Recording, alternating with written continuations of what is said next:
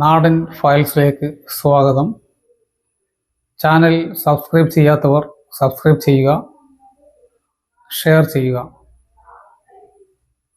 ഒരു കുഞ്ഞ് പിറക്കുമ്പോൾ അതിനേക്കാൾ മഹത്തരമായ മറ്റൊരു വ്യക്തി കൂടി പിറക്കുന്നു. അത് അമ്മയാണ് എന്ന് പറഞ്ഞത് വിഖ്യാത എഴുത്തുകാരനായ വിക്ടർ ഹ്യൂഗോയാണ്. ഇന്ന് പത്രമാധ്യമങ്ങളിൽ ഒരു വാർത്ത കണ്ടു. നൊന്തുപെറ്റ 2 പിഞ്ചു പൈതങ്ങളെ കൊന്ന് കുഴിച്ചുമൂടിയ ഒരമ്മയും കാമുകനും. തൃശൂർ ആമ്പല്ലൂരിലാണ് സംഭവം. കാമുകൻ മദ്യലഹരിയിൽ തങ്ങളുടെ ചെയ്തികൾ തുറന്നു പറഞ്ഞ് പോലീസ് സ്റ്റേഷനിലെത്തി. മാത്രമല്ല, കുഞ്ഞുങ്ങളുടെ അസ്ഥിയും ബാഗിൽ സൂക്ഷിച്ചിരുന്നു. പോലീസ് അമ്പരന്നു. മദ്യലഹരിയിൽ ഇയാൾ പിച്ചും പേയും പറയുകയാണോ എന്നായിരുന്നു അവരുടെ സംശയം. ബാഗ് പരിശോധിച്ചപ്പോൾ, അയാളെ കസ്റ്റഡിയിലെടുത്തപ്പോൾ സംഗതി ശരിയാണെന്ന് ബോധ്യമായി. ഒരു കാമുകനും കാമുകിയും കൂടി ചെയ്തു കൂട്ടിയ അപരാധങ്ങൾ. അപരാധമല്ല, മഹാ അപരാധം. ഫേസ്ബുക്കിലൂടെയാണ് കാമുകനും കാമുകിയും പരിചയപ്പെട്ടത്. അന്ന് കാമുകിക്ക് പ്രായം 18. 21ാമത്തെ വയസ്സിൽ കാമുകി ഒന്ന് പ്രസവിച്ചു.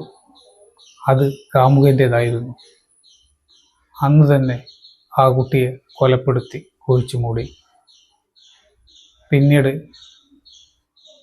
കുഴിമാടം മാന്തി അസ്ഥി ശേഖരിച്ചു. നിമജ്ജനത്തിന് വേണ്ടി അത് ബാഗിൽ സൂക്ഷിച്ചു.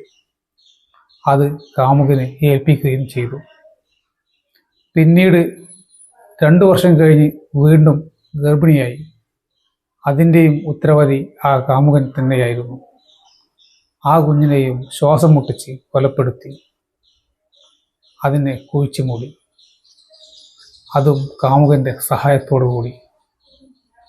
കാമുകി തന്നിൽ നിന്ന് അകലുകയാണ് എന്ന് ബോധ്യമായതോടെ കാമുകൻ കാര്യം തുറന്നു പറഞ്ഞു പോലീസ് സ്റ്റേഷനിലെത്തി.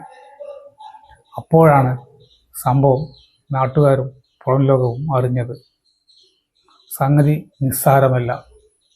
എങ്ങനെ നൊന്തുപെറ്റ മാതാവിന് സ്വന്തം കുഞ്ഞുങ്ങളെ കൊന്നു കുഴിച്ചുമൂടാൻ ധൈര്യം വന്നു എന്നതാണ് ചിന്തിക്കേണ്ടത്. അവർക്ക് വിവാഹം കഴിച്ചുകൂടായിരുന്നില്ലേ എന്നാണ് ചോദ്യം. എന്തായാലും ആ മഹാ അപരാധത്തിന് മുന്നിൽ അവർക്ക് കീഴടങ്ങേണ്ടി വന്നു. മറ്റൊന്നുമല്ല, ഒരു മാതാവും ചെയ്യാത്ത മഹാ കുറ്റകൃത്യമാണ് അവർ ചെയ്തത്. ചോര പൈതങ്ങളെ കൊന്നു കുഴിച്ചുമൂടുക എന്നത് നമ്മുടെ നാട്ടിൽ കേട്ടുകേൾവി പോലുമില്ലാത്ത സംഭവങ്ങളാണ് ഇത്. ഇങ്ങനെ എത്രയെത്ര സംഭവങ്ങൾ ഇനിയും ഉണ്ടാകും എന്നാണ് നാം ഓർക്കേണ്ടത്. അതെല്ലാം കാവ്യനീതി പോലെ എന്നെങ്കിലും ഒരിക്കൽ പുറത്തു വരും എന്നും നമുക്ക് ആശ്വസിക്കാം. എന്തു തന്നെയായാലും ഈ കാമുകനും കാമുകിക്കും കടുത്ത ശിക്ഷ തന്നെ കൊടുക്കേണ്ടിയിരിക്കുന്നു. ജാമ്യമില്ലാത്ത തടവാണ് കൊടുക്കേണ്ടത്. അത് കോടതി തീരുമാനിക്കട്ടെ.